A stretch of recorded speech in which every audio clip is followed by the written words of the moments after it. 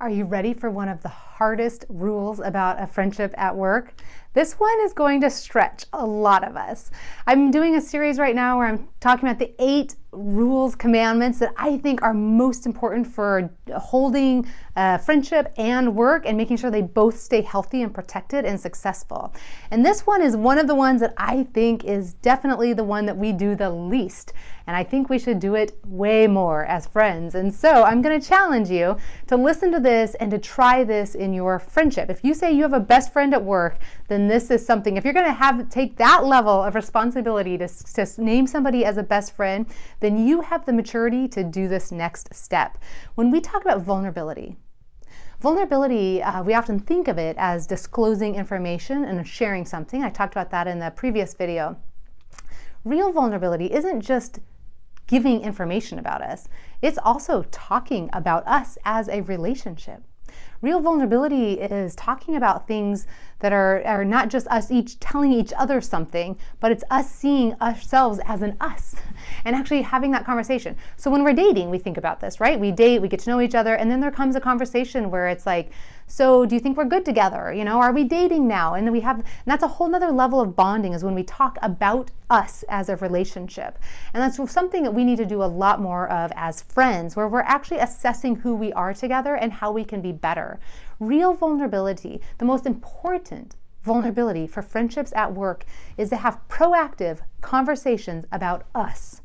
And I say proactive because it's always better to do it before there's actual situations than it is in the moment. But it's a good skill set for in the moment too. But what I mean by proactive, I mean, what would it look like as a friend for you to go out to eat with each other and actually ask each other questions about what would be your worst case scenario? What is the worst thing that could happen when you think about us working together? And each of you share, what is your fear? What are you afraid of? What would be the worst thing that could happen to you?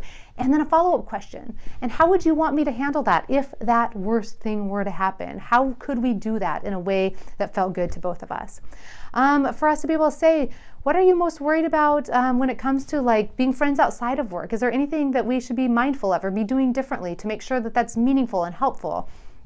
To ask questions about, so tell me when you're stressed, how does that, I know you well, but tell me when you're stressed, how you exhibit that. And what would you like more of from me in those moments?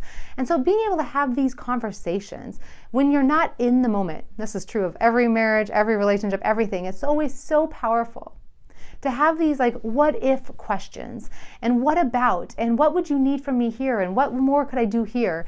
And for us to have these conversations where we're talking about how we support each other, how we relate to each other, how we bond, how we feel loved. And so I have a whole list of these questions in my book, The Business of Friendship, that I think would be a very powerful, that's the excuse you can use. Let's just go down this list together. This crazy woman wrote this book, and you can roll your eyes, you can use me as an excuse, but the important thing is sit down and have the deep conversation. If you're best friends, this is the least you can do, is talk about your friendship and how to protect it and how you can both be there for each other in the most important of ways. To be able to talk about, if I had something really hard to tell you from work, if I had to tell you that something that was going to hurt you, how would you want me to tell you? What would you need from me in that moment? These are good questions. Hard, but so good. It's good for us to learn them about ourselves. It's good for us to know these about our friends. It's good for us to protect the friendship. This also protects the workplace because it allows us a place to say and to acknowledge and actually talk about there is a workplace here and there is a friendship here. And our goal is to do both as well as we possibly can. So let's talk about, let's be strategic, let's be intentional. Let's actually sit down and name that and recognize that and to say, what can we do together proactively that will help us do both of these things super well? This is a high level of mature relationship. If friendships all around the world would do this, in the workplaces, I would not worry hardly about anything. You can do this. Take the list of questions and have a really powerful, deep conversation. I think you'll feel so much closer to each other and your friendship will feel so much safer. That I can guarantee.